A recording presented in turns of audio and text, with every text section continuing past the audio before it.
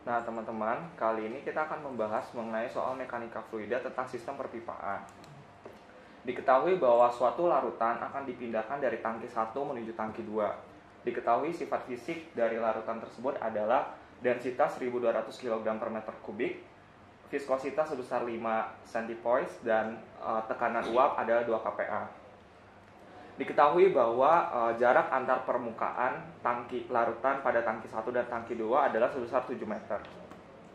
Nah, sistem perpipaan tersebut, sistem perpipaan ini dibuat dari baja komersil dengan schedule number sebesar 640. Diketahui juga bahwa di antara dua tangki tersebut terdapat satu pompa, di mana pompa ini terdapat suction side atau saluran hisap dan discharge side atau saluran pancar. Nah, saluran hisap terdiri dari pipa sepanjang 10 meter dan ukuran nominal sebesar 4 inch dan terdapat 2 elbow serta satu gate valve yang terbuka penuh. Sedangkan pada saluran pancar terdiri dari 20 meter pipa 4 inch, kemudian ada orifice, di mana orifice ini dilengkapi dengan manometer pipa yang berisi air raksa, kemudian juga dihubungkan oleh 2 elbows 90 derajat, dan juga terdapat reducer di mana terjadi penyusutan diameter pipa dari 4 inch menuju 3 inch. Diketahui juga di soal bahwa tekanan pada tangki 1 dan tangki 2 adalah sebesar 1 bar. Dari pembacaan manometer diketahui bahwa ketinggian raksa adalah sebesar 30 cm, dan juga di soal diketahui bahwa orifice meter memiliki diameter sebesar 5 cm. Densitas air raksa adalah 13,6 kg per liter dan koefisien orifice meter adalah 0,61. Dari sistem perpipaan ini, kita pertama-tama dituntut untuk menghitung laju alir perpompahan tersebut dalam kilogram per second. Jadi soal pertama adalah kita menghitung laju alir massa di dalam sistem perpipaan ini. Laju alir massa dapat diketahui dengan cara mengetahui kecepatan linear dari fluida tersebut. Nah, kecepatan linear fluida tersebut itu akan terukur dari orifice meter. Kita tahu bahwa laju linear orifice meter dapat ditentukan dari persamaan V0 sama dengan CO adalah koefisien orifice meter akar 1 minus DO per DI pangkat 4 dikalikan dengan akar 2 delta rho G delta H per rho larutan. Nah, di sini CO merupakan koefisien dari orifice meter. Koefisien orifice meter yang diketahui di soal. DO adalah diameter dari orifice meter. Sedangkan DI adalah diameter dari pipa sebesar 4 inch. Delta rho di sini adalah perbedaan densitas antara fluida dan manometer raksa. Sedangkan delta H yang terbaca ini adalah perbedaan ketinggian fluida yang terbaca pada manometer raksa, yaitu 30 cm. Rho larutan di sini adalah rho larutan yang akan kita pompa, yaitu sebesar 1200 kg per meter kubik. Nah, setelah mengetahui data-data ini, kita dapat menghitung V0 dengan memasukkan nilai C0 sebesar 0,61 diketahui dari soal per akar dari 1 min. Diameter orifice diketahui di soal yaitu sebesar 5 cm. Kita ubah ke satuan SI yaitu 5 meter menjadi 5 kali 10 pangkat min 2 meter. Kemudian diameter DI adalah diameter pipa inch. Diameter pipa 4 inch dapat kita lihat dari tabel lampiran A51, di mana pada pipa 4 inch dan schedule number 40 kita tahu bahwa diameter inside-nya adalah sebesar 4,02 inch. Diameter inside square 4,2 inch, atau apabila dalam satuan milimeter adalah sebesar 102,3 meter. Karena kita menggunakan satuan SI, makanya kita mengambil 102,3 dikalikan dengan 10 pangkat minus 3 untuk dikonversi menuju meter dipangkatin 4. Kemudian akar dari 2 dikali perbedaan densitas, di mana kita tahu fluida kita memiliki densitas sebesar 1200, kemudian densitas raksa adalah 13.600,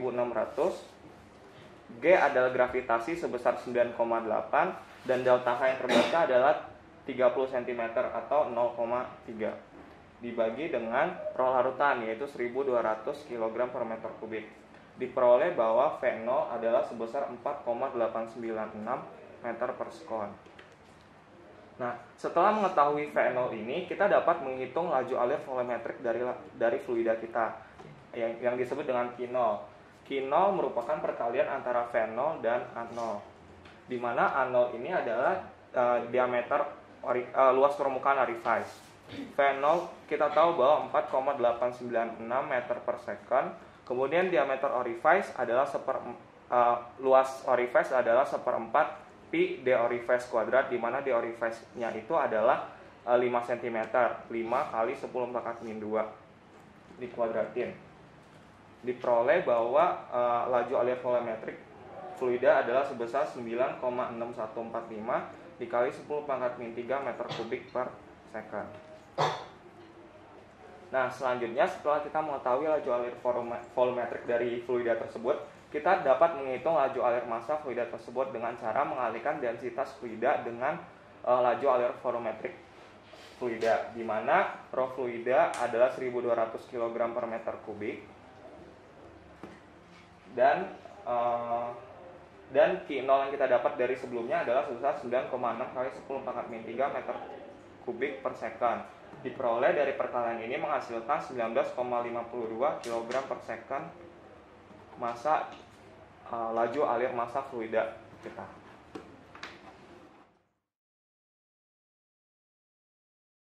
Teman-teman, selanjutnya untuk soal yang B, kita diminta untuk menghitung hilang tekan permanen pada orifice. Kita tahu bahwa saat fluida melewati orifice akan terjadi penurunan tekanan. Nah, penurunan tekanan ini dapat kita hitung dengan persamaan delta P permanen adalah 1 minus DO per DI kuadrat dikalikan dengan delta P yang terjadi pada orifice meter, di mana delta P ini dapat kita pecah kembali menjadi delta rho G delta H. Kemudian kita dapat menghitung delta P permanen dengan cara 1 minus D0-nya adalah diameter dari orifice meter, yaitu sebesar 5 kali 10⁻² kuadrat. Kemudian DI adalah diameter pipa in 4 inch, yaitu 102,3 dikalikan 10⁻³ kuadrat.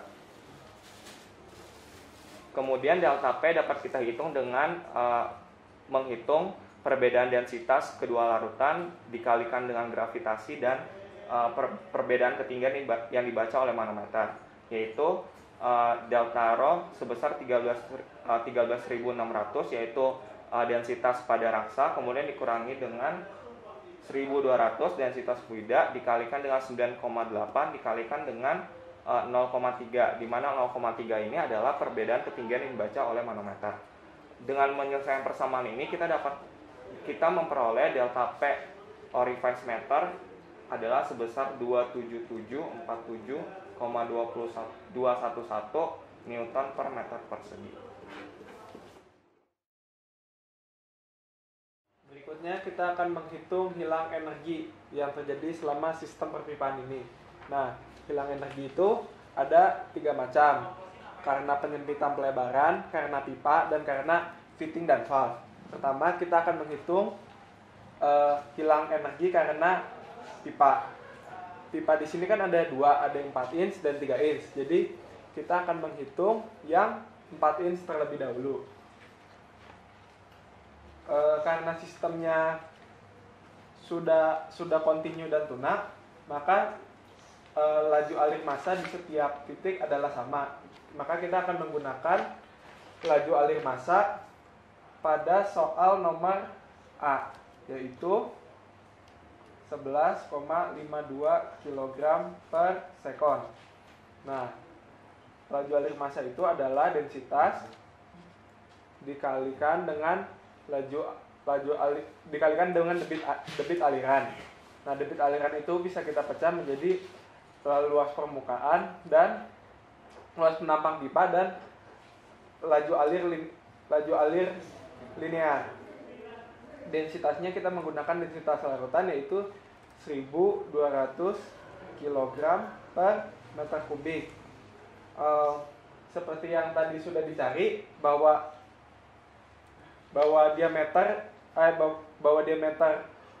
pipa 4 inch adalah 102,3 mm yang kita konversi menjadi meter. Jadi 102,3 kali 10 pangkat 3 meter. Karena ini adalah pipa, makanya kita pakai rumus seperempat pi d kuadrat. Dan laju linear yang akan kita cari, masanya sendiri adalah 11,52 kg per second. Nah, dari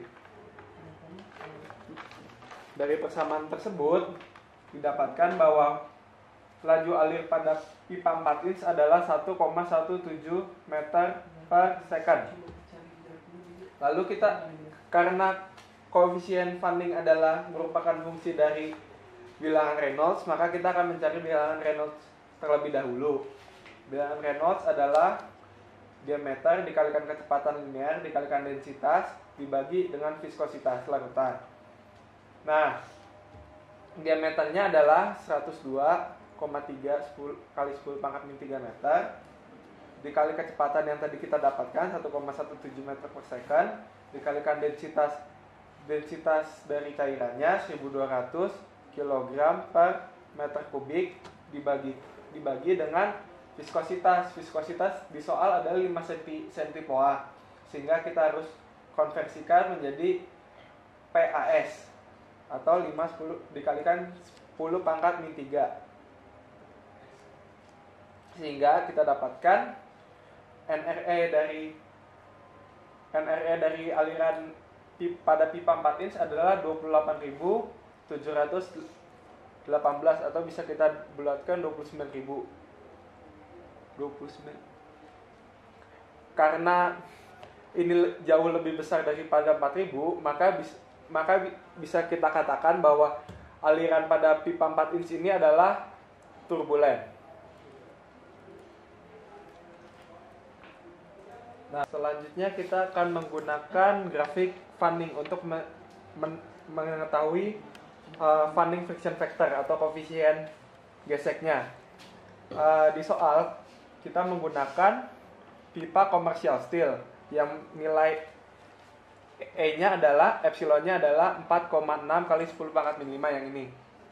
Nah, karena di grafik adanya E per D bukan E, makanya kita harus mencari nilai E per D-nya.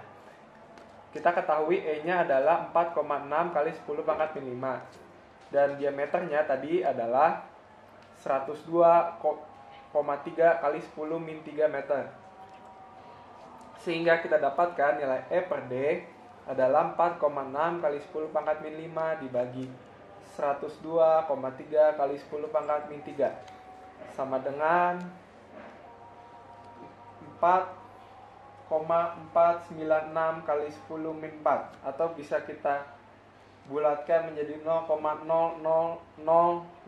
atau 5 kali 10 pangkat min 4. Jadi kita sudah mencari nilai NRE dan mencari nilai E per D. Pada grafik ini adalah garis E per D-nya dan ini adalah sumbu X yaitu NRE. Nah, karena di grafik ini nggak ada NRE bernilai 29.000, maka kita akan melakukan interpolasi. Pada grafik ini kita menggunakan interpolasi log, bukan interpolasi yang linear. Sehingga log 29.000 dikurangin log 20.000 dibagi log 30.000 kurangi log 20.000. Nah, panjang dari 20.000 ke 30.000 adalah 0,65 cm. Dan ini X yang panjang yang kita cari, sehingga didapatkan X sama dengan 0,59 atau bisa kita bulatkan 0,6 cm karena penggaris tidak bisa membaca 0,59. Ini adalah 10 pangkat 4 tuh 1000 sehingga 0,6.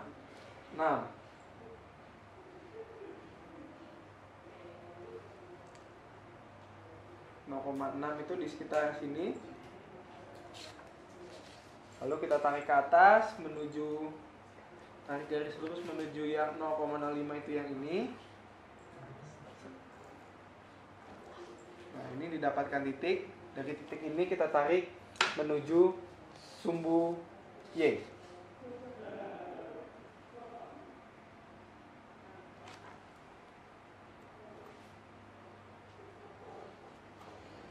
Nah, bisa dilihat dari grafik ini kita mendapatkan koefisien Van-Linnya sebesar 0,008. Ya, 0,008. F sama dengan 0,008.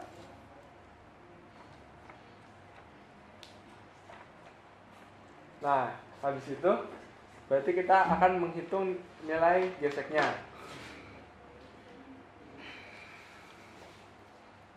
Menghitung nilai gesek atau F. Nah, persamaan F adalah 4 dikali koefisien dikali L per D dikali kecepatan linear kuadrat dibagi 2 alfa.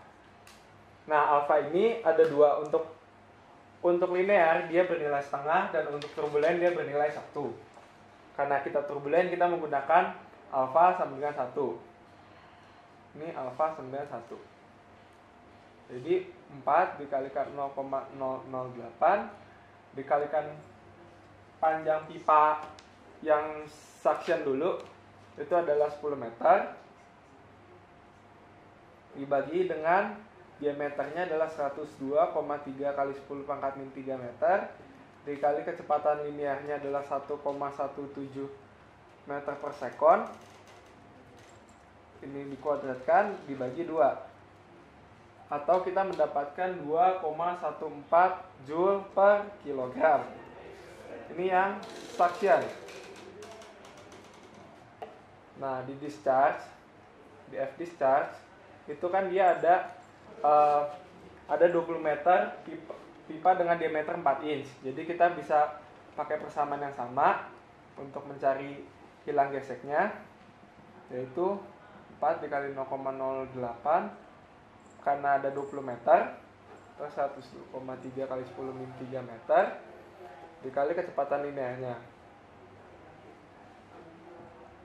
sama dengan 4,28 Joule per kilogram. Nah, berikutnya kita akan menghitung hilang energi karena pipa 3 inch. Sama seperti yang tadi, kita mulai dari mencari kecepatan linearnya, yaitu dengan laju alir massa. M sama dengan Rho kali A kali V.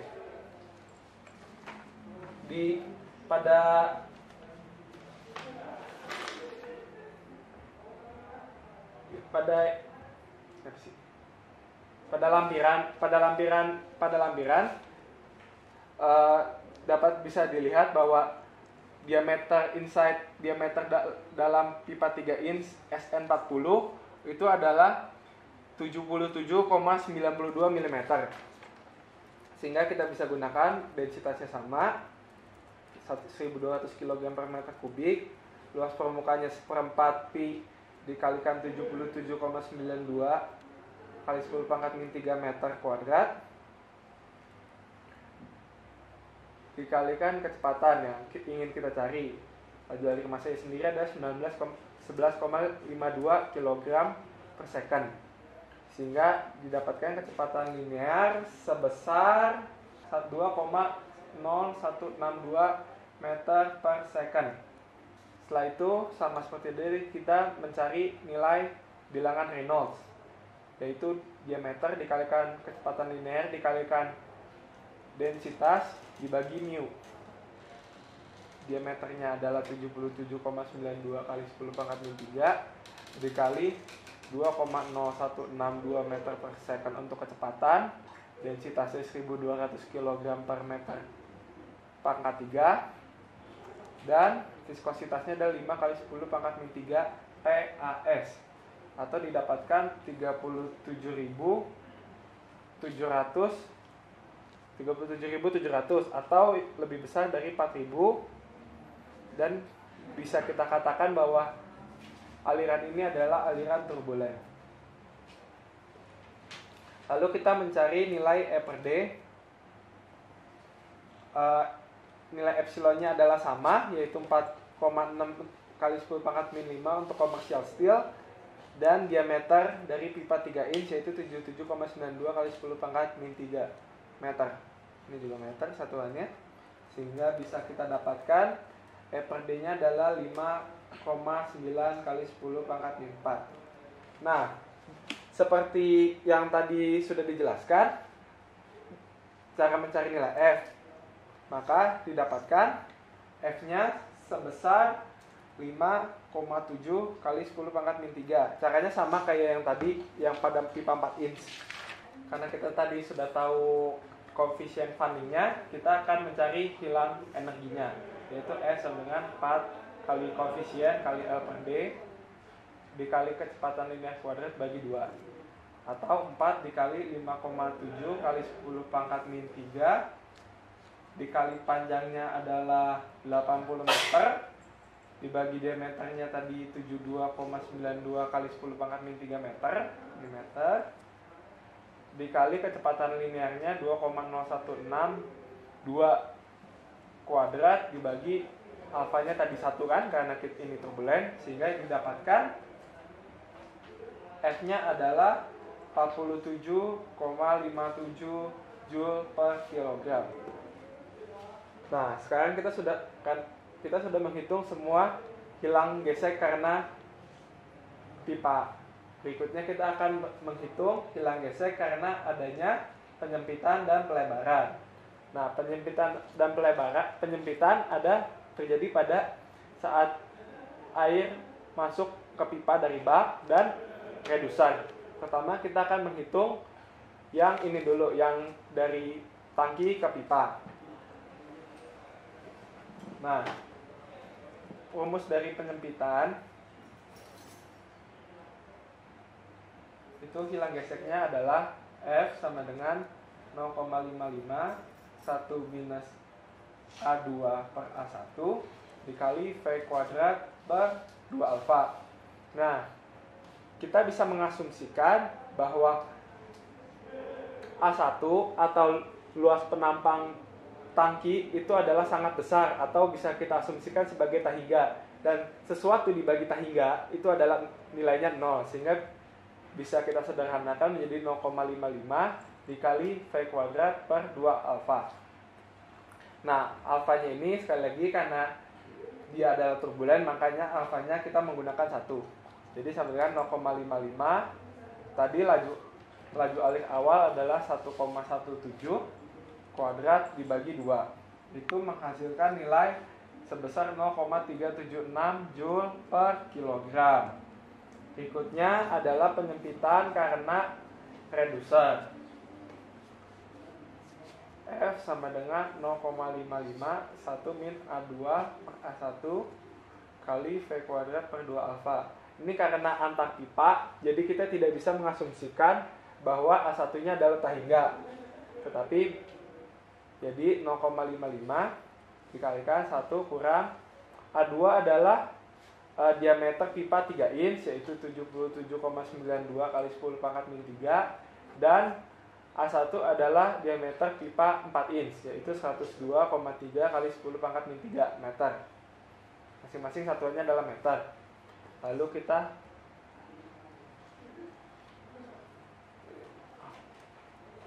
ini dikuadratkan, lalu habis itu dikalikan dengan kecepatan linear kuadrat, kecepatan linear dari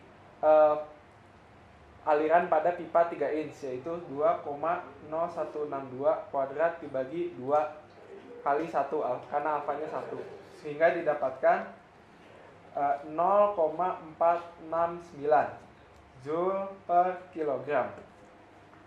Setelah itu kita akan menghitung gesekan karena pelebaran mendadak. Pelebaran mendadak terjadi saat fluida keluar dari pipa menuju tangki 2. Nah, persamaan dari pelebaran mendadak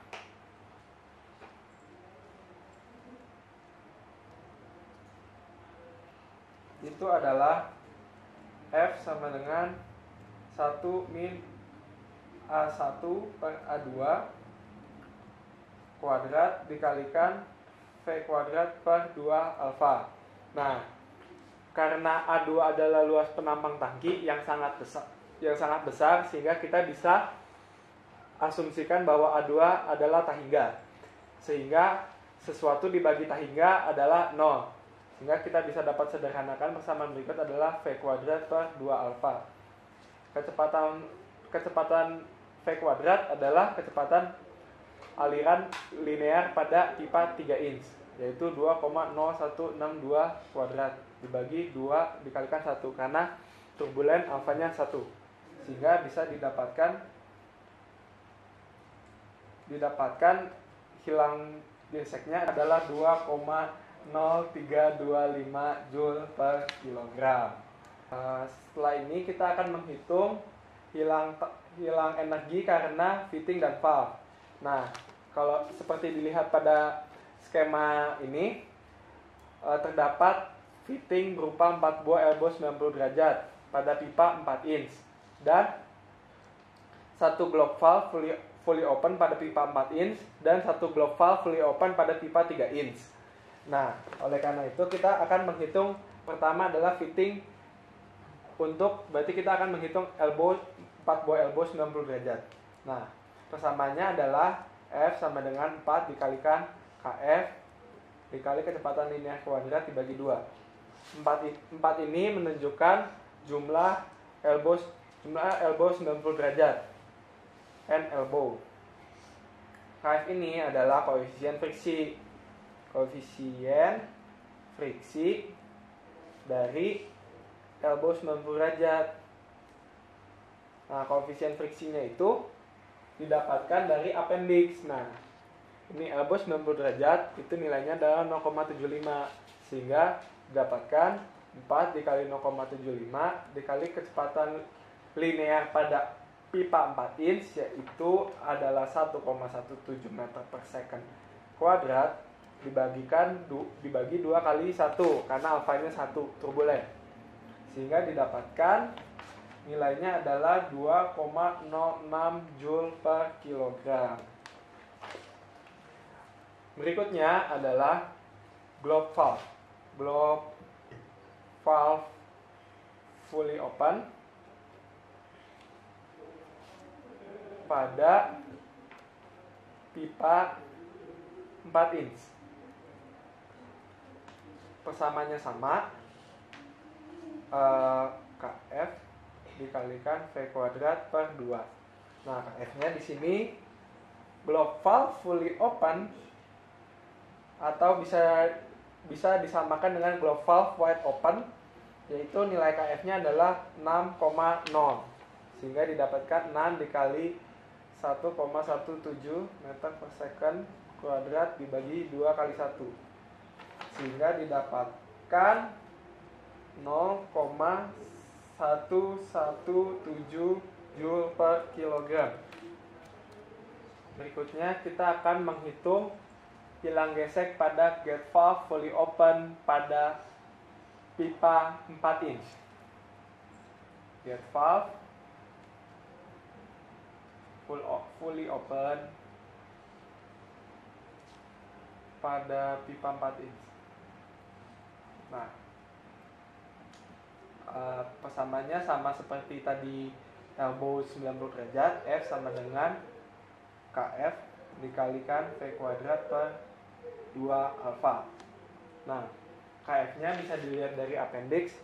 Gate valve fully open itu sama dengan gate valve wide open bernilai 0,17 atau jadi sama dengan 0,17 dikalikan V-nya kecepatan linear tadi pada pipa 4 inch jadi 1,17 meter per second kuadrat dibagi 2 alfa. Alfanya adalah 1 karena turbulen.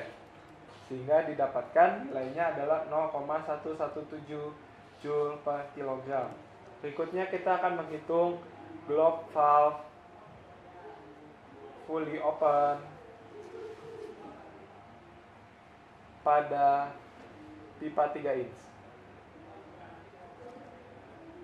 Persamanya sama, F sama dengan KF dikali V kuadrat per 2 alfa. Nah, KF-nya bisa kita lihat di appendix globe valve wide open atau bernilai 6,0 di sini.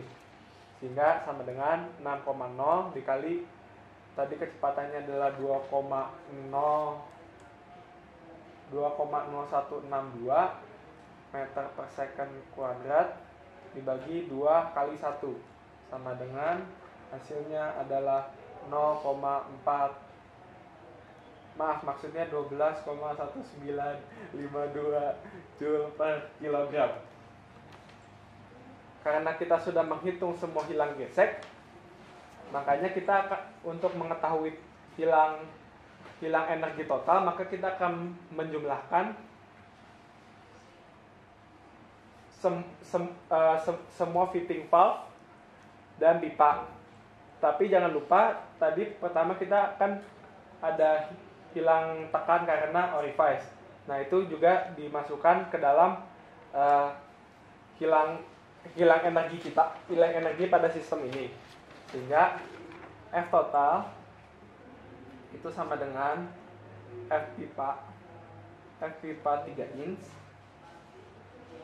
tambah F pipa 4 inch tambah F elbow 90 derajat tambah F gate valve tambah F globe valve tambah F pelebaran tambah F penyempitan ditambah F reducer dan ditambah F dari orifice. Nah, ini F pipa 3 inch tadi kita dapatkan adalah 47,57 ditambah yang 4 inch tadi adalah 2,14 ditambah 4,18. Yang elbow itu didapatkan 2,06. Gate valve 0,117, globe valve 12,1952,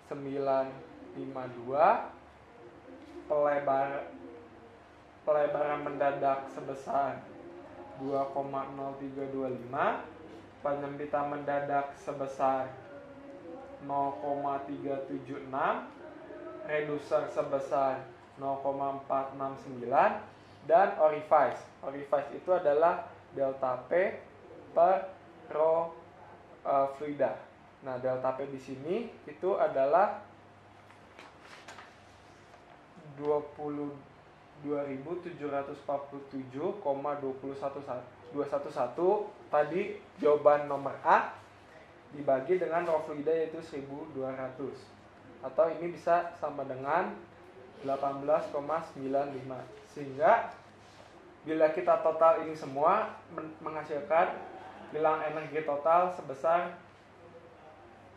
dapatkan 88,583 Joule per kilogram. Nah, di soal itu kita kan ditanya pada suction dan pada discharge. Nah, kita sekarang menghitung yang F suction. F suction itu kan berarti tadi ada F pipa 4 inch yang bagian suction. Lalu ada 2 buah elbow 90 derajat dan gate valve fully open. Nah, pipa 4 inch-nya itu sebesar 2,14 ditambah 2 buah elbow 90 derajat itu 1,03 ditambah gate valve adalah 0,117, sehingga ini didapatkan totalnya adalah 3,123 Joule per kilogram. Oh ya, tadi lupa ditambahi dengan penyempitan mendadak. Ini jadi ditambah dengan 0,376, sehingga didapatkan nilai 3,123 Joule per kilogram. Nah, F discharge itu sama dengan F total dikurangin F suction, atau 88,583 dikurangi 3,123 sama dengan 85,46 Joule per kilogram.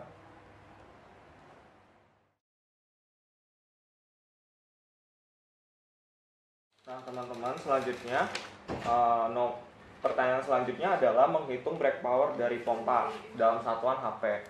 Nah, untuk menghitung daya dari pompa, kita terlebih dahulu harus menghitung usaha dari pompa tersebut. Nah, dengan cara kita menggunakan persamaan Bernoulli. Persamaan Bernoulli ini kita mengacu pada titik 1 dan titik 2 pada tangki. Persamaan Bernoulli dapat dituliskan dengan delta P dibagi rho ditambah G delta Z ditambah delta V kuadrat per 2 alfa ditambah sigma F sama dengan Q min WS. Nah, kita tahu bahwa antara titik 1 dan titik 2 tidak terjadi perbedaan tekanan, di mana pada tekanan poin 1 dan 2 adalah atmosferik, sehingga tidak ada delta P pada sistem ini, sehingga delta P dapat dianggap 0. Nah, G di sini adalah gravitasi, di mana gravitasi yang digunakan adalah 9,8 meter per second kuadrat.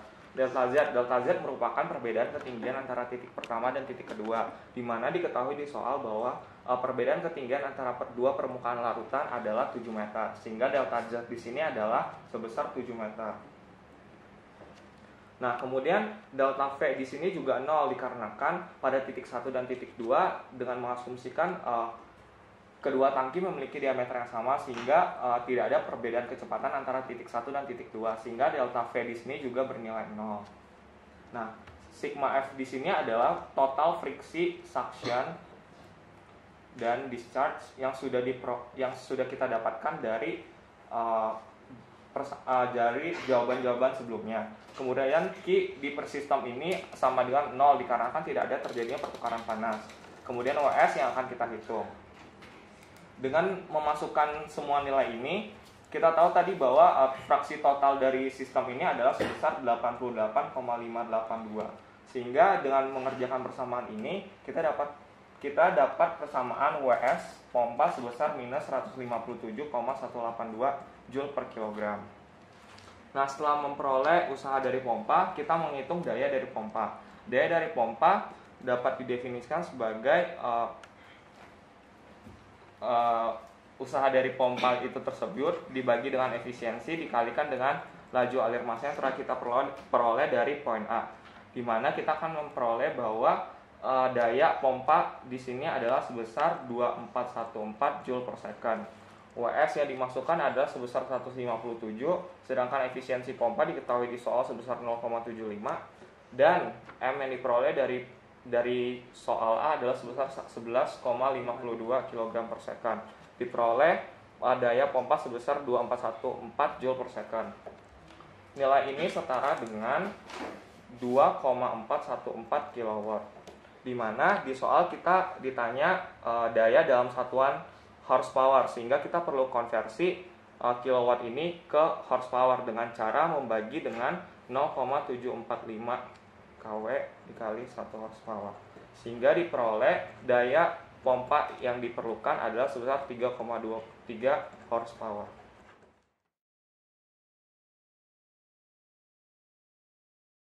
Nah, selanjutnya teman-teman, di pertanyaan terakhir kita ditanya apakah pada sistem ini pompa terjadi kavitasi apa tidak. Nah, untuk mengetahui apakah pompa tersebut terjadi kavitasi apa tidak, kita harus menghitung nilai NPSH terlebih dahulu. NPSH dapat dihitung dengan persamaan sebagai berikut.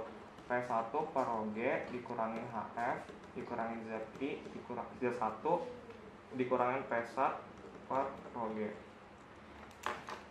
Kita tahu bahwa P1 diketahui di soal merupakan tekanan atmosferik yaitu sebesar 1 bar. 1 bar itu setara dengan 101,325 Pascal. Sedangkan rho di sini adalah rho fluida yang kita pompa yaitu sebesar 1200. G yang kita gunakan adalah 9,8 meter per second kuadrat. Kemudian nilai HF di sini adalah fraksi yang dihitung pada suction point saja, tidak sampai di start point, yaitu sebesar 3,123 per 9,8 meter per second kuadrat.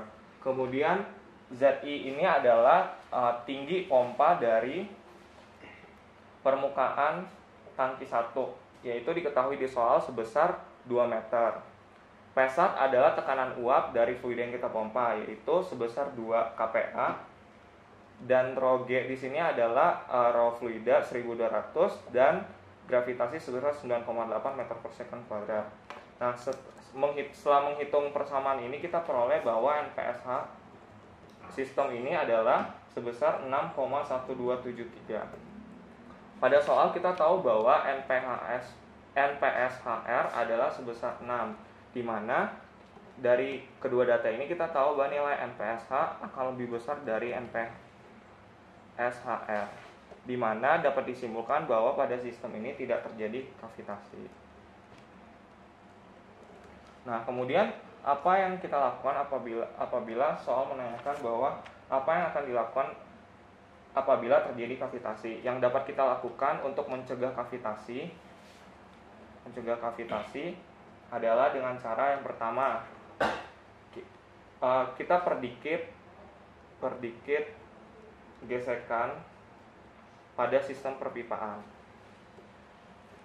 Artinya, kita di sini dapat mengurangi panjang dari pipa ataupun menggunakan valve atau fitting yang memiliki friksi gesek yang kecil. Hal ini mengakibatkan nilai HF kita akan menurun sehingga NPSH kita akan meningkat. Kemudian yang kedua adalah mencegah kavitasi dengan cara meletakkan pompa dekat dengan permukaan cairan, sehingga nilai ZI akan turun yang mengakibatkan nilai NPSH meningkat.